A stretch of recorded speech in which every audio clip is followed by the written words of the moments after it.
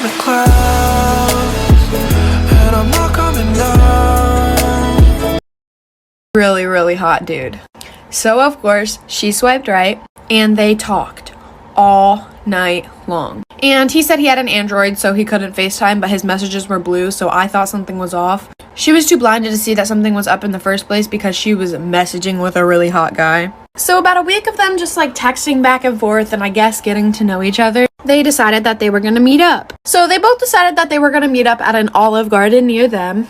And you see, as her best friend, of course, I'm gonna have to go with her. So I got dressed up and I sat about 5 tables away from her. And we got there about 30 minutes earlier than we were supposed to be there.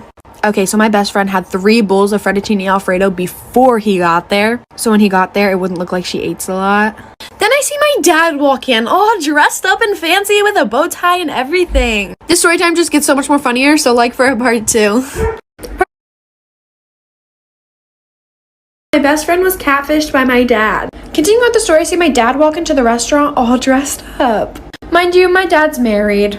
To my mother, of course. So I was like, ooh, my dad and my mom are finally going on a date together.